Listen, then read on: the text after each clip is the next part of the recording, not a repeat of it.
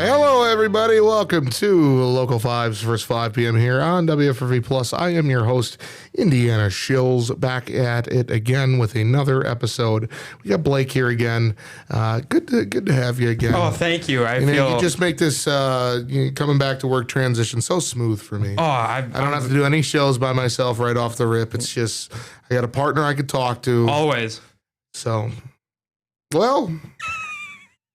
The Christmas sweaters were great. They were fantastic. I still can't believe it. Yeah, I wore it all last night, actually, stretching it out. It's a little snug, but, it was made in China, so, it's not the... It's not the American-made big boy style, so... It's not the American way. So, got to loosen it up a little bit to get around my big old belly, but it's good. I love it, and in no time, it should fit perfectly for my holiday party I'm going to with my friends back home on Saturday. Woohoo! So, pretty excited to bust that out and show everybody Santa Claus dabbing. Yes, of course. Snowflakes on my wrists, like Shaddur. And elbow pads on your forearms. Like Bakhtiari. Oh, yeah. Where is he? Did you know that David Bakhtiari, I saw a study today that came in my email. David Bakhtiari is responsible for the most penalty yards in the last 12 years. He was an all-pro? Yeah, he was responsible for the most penalty yards for the Packers. I think some of the other guys up there, like Elton Jenkins is up there. And he's an all-pro? Aaron Rodgers, he was up there. Hall of Famer? Yeah, I mean, it's Balaga, Iowa. Pro Bowler? Mercedes Lewis? Dog? Old dog? He just got waived, didn't he? Yeah. Hey, he's rumored. Packers were rumored to sign him. Well, quite rumorous. Who else got cut today? Lazard. My boy can make a return. He's going to Pittsburgh. Yeah, he's going to Rodgers. Clearest Pittsburgh signing anyone has ever seen. MVS got signed there. Might as well bring Randall Cobb back. Yeah. Get Jordy Nelson off the farm. Yeah, Clay Matthews. Greg, what are you doing? Go to Pittsburgh. Donald, I know you're almost 50, but don't get out there. I mean, might as well throw, what do you call it? BJ Raji never really retired. Lambeau Leap, Mr. himself. Get him out there. Leroy should be playing for the Packers. BJ Raji should come out of retirement for the Packers. He's not even in retirement, I don't think. It's Big BJ Raji. Picking off Caleb Haney. He's doing that like... And then he almost pulled a Leon Lett and lost the ball. He did. It was really funny. But anyways...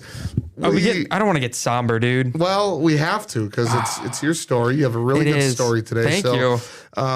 I think it was Stacy ended up helping you out huge with shout it, out right? to Stacy Angerbrecht. Yeah, big shout out. We're gonna just kind of play the clip. We can't play the sound because it has not officially aired. Has not officially aired yet. I don't even know if I'm allowed to do this, but I don't know either. They don't know. I mean, and also due to regulations, the whole thing will not be on the website due to audio regulations. We are being cracked down on audio. No songs. No background music. There was music playing at Taco John's.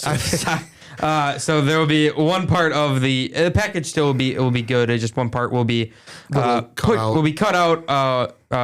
My good friend Indiana Shills will help me out with that one. I'm the best when it comes to that stuff. Saving you. I'm Superman. Remember? I'm Superman to Blake. We need to play some 2K. Good God. Anyways, Blake, go ahead and talk about your package today. So Stacy came across a Facebook post in the Appleton Moms group this morning that somebody said that a longtime Fox Valley Santa had lost his Mrs. Claus over the weekend. She had passed away. And he was still making the appearance that they had both agreed to going at Taco John's in Appleton. They used to go to Subway for a long time. They used to be on the corner of Calumet and something in Appleton, so he was very emotional during the interview. Just talking about just how much she meant to him, and literally said that on her deathbed, the one thing he could understand her saying was, "You need to make the appearance at Taco John's. You need to be there for those people." And so he went and did that today. Not a lot of kids were there when I was there. I got there pretty early in the whole thing, but still a lot of the employees were. A lot of them still at school too. Yeah, a lot of employees were emotional. Right. I mean, you feel bad for the guy because he just lost his wife. I mean, a couple days ago, and they were Together for how many years? I think 40. Yeah. So I mean, they were, I was just talking about how good of a woman she was, just how much she wanted to be an impact in the community, just how much she meant for Christmas time. Christmas time was their passion, was their hobby, was their enjoyment, and he was an awesome gentleman to talk to, and said he wants to do her legacy right by continuing to do this small thing. I mean, multiple times when I was talking to him, I mean, I'm sure you've seen it in some of the clips, those presents there. Half of them weren't ready. She had so much that they wanted to do before Christmas. Yeah. So many other stops that they wanted to go do and go be at.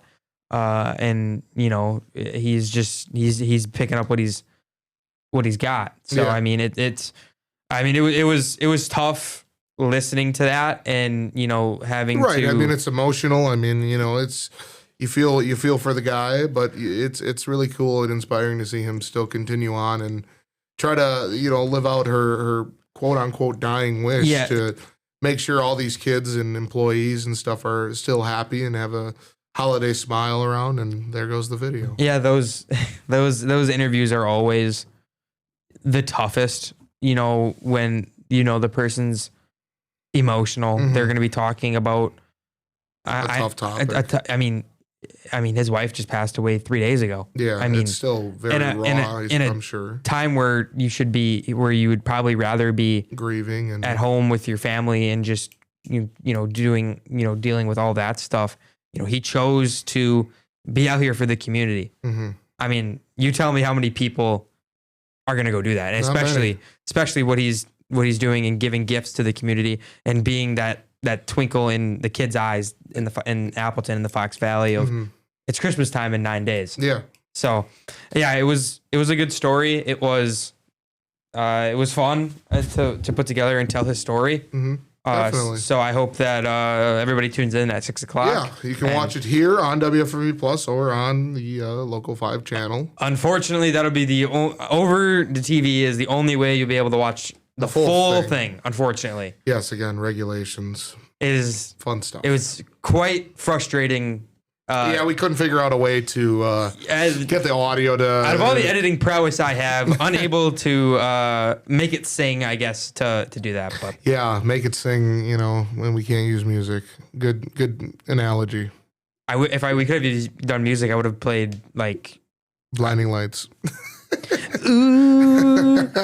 All right. Well, anywho, time for my favorite part of the day. Firing up the website. Woohoo! Because we're gonna go talk about Ellie's story. I don't know if does Ellie have her story in yet? I don't think so.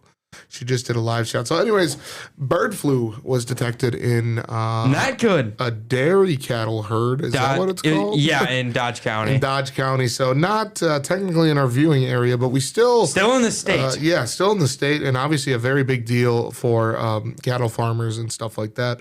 Let's just go ahead and play Ellie's package. Let her kind of explain to you what it means for farmers and how they are trying to take the necessary precautions to prevent it. Wisconsin Department of Agriculture has identified a case of bird flu for the first time in a dairy herd in Dodge County. Our Ellie Davis talked to a local farmer and the Department of Agriculture to see if there should be any worry in this part of the state. Highly pathogenic avian influenza, better known as bird flu, has been confirmed in a dairy herd in Dodge County, according to the Wisconsin Department of Agriculture. The affected farm has been quarantined, and officials say there are no confirmed cases in northeast Wisconsin. Still, local farmers are paying attention. Viruses can spread, so it's possible. But the thing is, it didn't just come around yesterday. It's been a year or more of it. It's been around the country.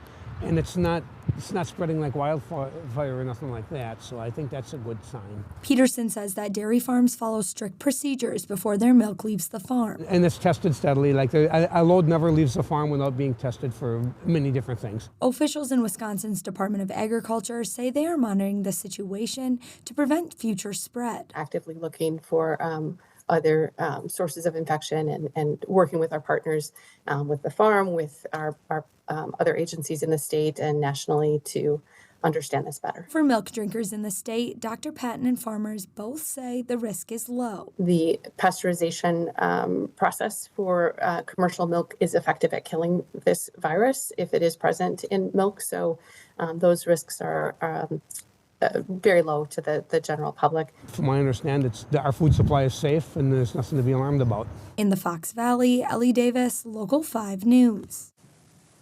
For more information, visit our website at wearegreenbay.com. All right, well, we're going to head to our first commercial break. Sounds just good. in time, 10 minutes. It's usually when the break starts. Boy, we're really good at this, aren't we? Well, we've been doing this for how long now? July? A couple months, right? Yeah, July, I think. It's like middle August? of July, baby. I don't know. It feels like it's just secondhand nature at this point. I feel like I've been doing it for 8 years. That is true. So, anyways, we will be right back after these commercial breaks. We got some more fun and entertaining stories to tell you. We'll be right back.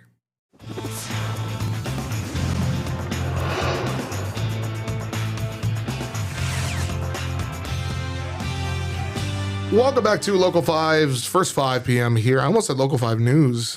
Whoa! I guess I'm practicing to be an anchor. Welcome to the 5:30 show. Welcome. That's what this is. The Local 5 News at 5:30. I am your host, Dr. Indiana Jones, joined by Boyd Borths. Woohoo! Anywho, the Mulva Cultural Center in De Pere announced changes Tuesday that will allow broader public access to its exhibitions, right? Exhibitions. That's such a weird word. Exhibitions, I'm thinking of a fight. So am I. Or like a non-regular season game. Yeah, to its exhibitions and programming beginning later this month. By later this month, I mean tomorrow. Okay. During a press conference, benefactors Miriam and James Mulva reaffirmed their gift to the city and arts community by unveiling a new pricing model that eliminates most admission fees. Starting Wednesday, December 17th, tomorrow, all exhibitions and most films will be free to visitors. Entry will be required. You have to reserve a ticket time, which can be obtained through the Mulva Cultural Center's website. Previously ticketed exhibitions and films, including Life in Space, now on display in the main exhibition hall through January 5th, 2026, and films shown in the Discovery Auditorium will be available at no cost. Yes. Now, Jim and Miriam, who is this? This is Executive Director Marvin Wall said it was the wish of our benefactors, Jim and Miriam Mulva, to eliminate pricing barriers for visitors so community members, families, and Northeast Wisconsin visitors can visit our exhibitions time and time again. Wall said the timing of the change ahead of the holiday season makes the center an ideal destination during the winter months. The new pricing structure also includes changes to Mulva Cultural Center's memberships, which are now offered in 3 tiers. The updated memberships include additional member-exclusive events, programs, and discounts compared to the previous structure. Current members as of Monday, December 15th, will receive a complimentary 4-month extension to their memberships. New memberships will continue to run on a standard 12-month term. Now, Wall said by simplifying our level to 3, we're creating a more inclusive and flexible option. Supporters will now choose how much they would like to give, and their level of support automatically puts them into a membership level. Awesome. The first member-exclusive event under the new structure will take place in late January, ahead of the opening of the center's next main exhibition, The Real Genghis Khan. The exhibition will open to the public following a 3-day preview for members and will run through May 3rd. Awesome. Well, do you mind if I get the next story? Go ahead. Did you know that Green Bay was in a Netflix Christmas movie? They were. I did see that. Adam was actually able to find that. It was a post from the city of Green Bay government on their Facebook. Yeah, go ahead. Take it away. Yeah, well, it's not something you probably expected to hear today, the Green Bay being in a movie at all, and especially one on Netflix since they're so big. Like you mentioned, the city of Green Bay's government Facebook posted that the name of the movie is Christmas on the Alpaca Farm, which tells the story of a fashion designer who quits her job to work with an alpaca farmer for a Christmas contest. The film, for a brief few seconds, features a clear sky view of the Green Bay city deck, even though the majority of the movie was filmed in Ontario, Canada. Local 5, did, in fact, I'm assuming Adam, checked out the movie just to be certain, and it is true. Yes, around the 9-10 minute mark of the film, the city deck is clearly visible with a beautiful evening skyline. The film was released in 2024 and is rated G. For those looking to check it out for themselves, there is a link to it on our website. Very, very. Hey, did you know I was in a movie once? Were you? No. No chance. You're on TV. That's good enough. My first TV appearance was when I was in Boy Scouts. Little did you know. Oh boy. We had a fishing derby event, training, whatever, and I did I did an interview just talking about fishing. That was the first. Man, I love fishing. And I never saw that until like a year ago. And it came up on like a Facebook memory of my mom's. Well, a full and I saw moment it, now. and I was like, oh. You were born to be a reporter, apparently. I was voted in high school most likely to be on TV. Well. At the 5-year reunion coming up here, we're going to be shining. I'm going to have to be wearing a full suit. I'm literally just going to... I'm going to have to make a business card and say, hey, if you forgot me, here I am. Anywho, some less fun news in Green Bay. Oh, goodness. Officials say that a standoff on Western Avenue led to a 27-year-old man's arrest after several hours. The Green Bay Police Department said the man was arrested after allegedly threatening to shoot up a bank in another jurisdiction via a phone call. Officers were dispatched to the 1300 block of Western Avenue to locate the suspect around 10 a.m. on Tuesday, with SWAT and crisis negotiation team personnel sent to assist in the investigation. The suspect was arrested after about 3 hours around 1 p.m. and was taken to the Brown County Jail. Now, down in Appleton, what? I thought we were going to alternate on stories. You can go ahead. All right. They announced the celebration for the 50th annual Bellin Run here in Green Bay today. This is where we're supposed to stick on the bad stories now. What do you mean? We're switching back and forth. You can be the bearer of bad news. I can be the guy with the light fluffy stories here. Sure, you go do that. It's never too early to think about the Bellin Run, and 50's it's one of those nice solid numbers that we like to report on. You don't like to report on the 49th. But we got the 50th Bellin Run. It marks the 26th edition is the 50th anniversary of the inaugural event. And on Tuesday afternoon, today, Amplified by Bellin held a celebratory press conference and introduced the logo and all that good fun stuff. And it announced the dates for the run will be held on Saturday, June 13th. It's my sister's birthday. Happy birthday, sister. She's not watching. Why? She's probably working. So is mine. That's fine. Officials in Appleton say an 82-year-old man died after crashing into a building on Tuesday morning. According to the Appleton Police Department, officers were sent to a business in the 800 block of West Wisconsin Avenue shortly after 11:30 a.m. for the reported crash. Officials say the report indicated a vehicle crashed into the back of a building with a man slumped over the wheel. The 82-year-old driver was the only person in the vehicle and was found unresponsive. According to the release, the man was wearing a do not resuscitate bracelet and died at the scene of the crash. Officials say the man may have suffered a medical event before the crash. Police say that while the investigation is ongoing, no other vehicles or people were struck/injured. Can I get the last story before we go to break? You got it. A Green Bay police detective has retired after 25 years in the community service. Yeah, I said it right. Yeah. Detective John Peters served in several units, including the dive team and Marine unit, but his police medal came as a result of his work with the Brown County Internet Crimes Against Children Task Force. He was celebrated during a ceremony on Tuesday where he was given the police medal and a retirement badge. Congratulations on 25 years doing some good in protecting our communities. I don't know if you want to do this, but do you want to play weather since Mr. Sampe didn't show up and just go to black? Sure. We'll play weather. Ryan Kudish has got you covered here. We'll go to black right after he's done. But here is your weather coming up. Now, the area's most accurate forecast from Storm Team 5. Meteorologist Ryan Kudish. Nice to see we are out of that freeze that really took over the area. Now, we are headed back down there tomorrow, but it's only for one day. Live look into Green Bay, where it's currently 35 degrees, southwest wind at 10. We just had a tugboat move through and break up a little bit of that ice. That's why you see a lot of traffic over the bridge there You know, the only reason why we have traffic here in northeast Wisconsin is for trains and also boats. Live look into Appleton, 36. Southwest wind at 14, feeling like 27. And let's take you over to Oshkosh, where it's 35. South wind at 10 miles per hour. So temperatures this afternoon above our average finally for the first day in a long time. You have to go all the way back to November 26th.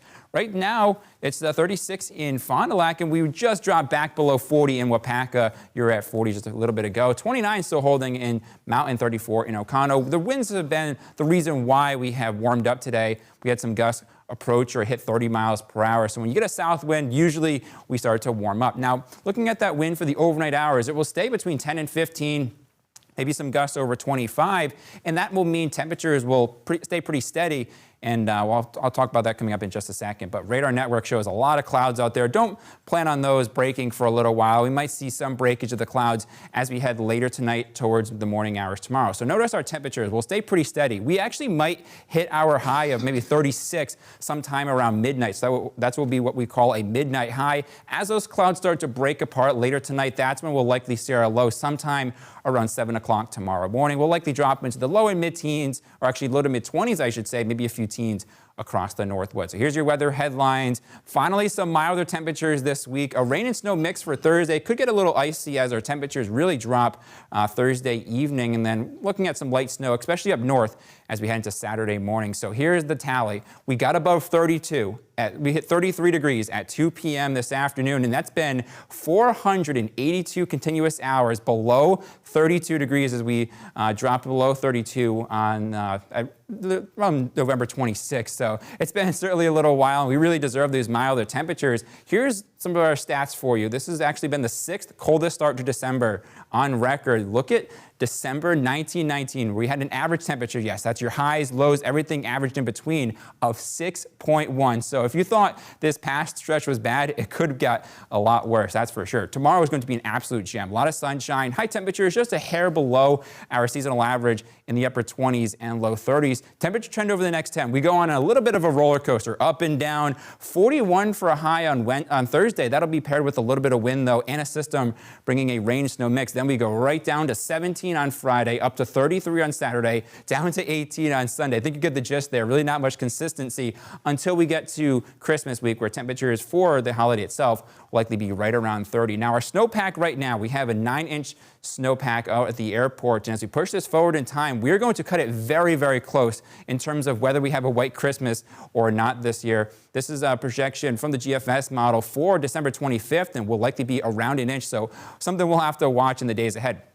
Looking at that system for Thursday, likely start out as a rain shower across the area. Then we'll start to get a break midday. As that cold air rushes in, we could see some snow showers filter in. So we'll have more updates on that later in the week. For tonight, cloudy skies, clearing late, stays breezy, temperatures in the mid-20s. Then for tomorrow, plan on mostly sunny skies. Seasonal high temperatures right around 30 degrees. Here's your 7-day forecast. Looking at that rain and snow mix on Thursday, will turn pretty windy as well. Cold on Friday, snow showers at night into the morning hours on Saturday. Pretty nice day for Sunday, just a little bit cold. High of 18 under mostly sunny skies. Caitlin. All over the place for those temperatures, but definitely on the warmer end considering what we've had. Yeah, it'll really keep me on my... Oh, I don't have my headphones on. Well, we're going to go to black. Woohoo! We'll be back after these commercial breaks, guys. We're still trying to play with a weather format here.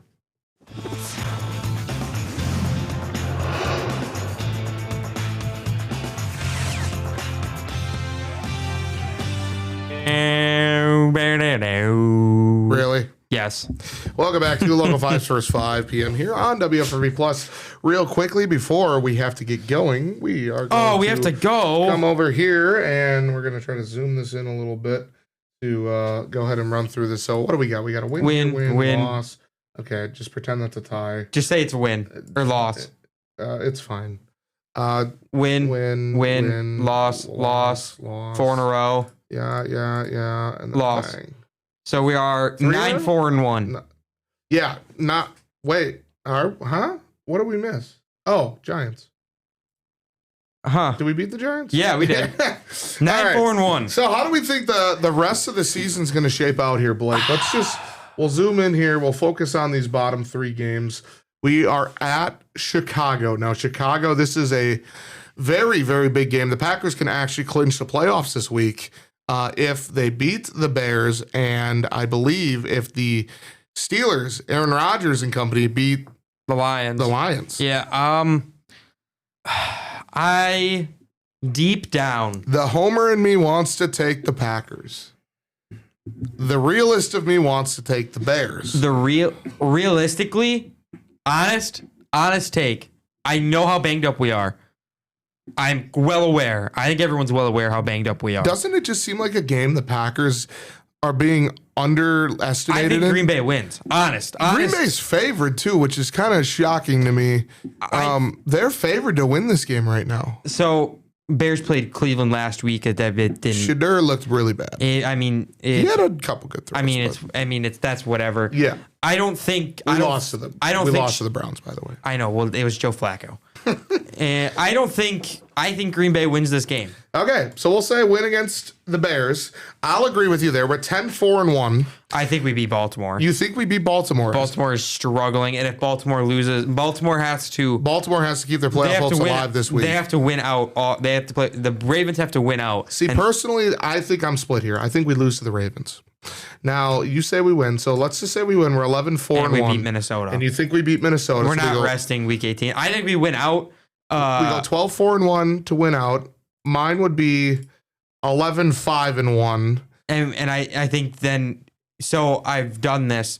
Green Bay still doesn't win the division if they lose. And if the Bears, so if Green Bay win, yes. So if Green Bay still beats Chicago is ahead of us because the tie really hurts us. Mm-hmm.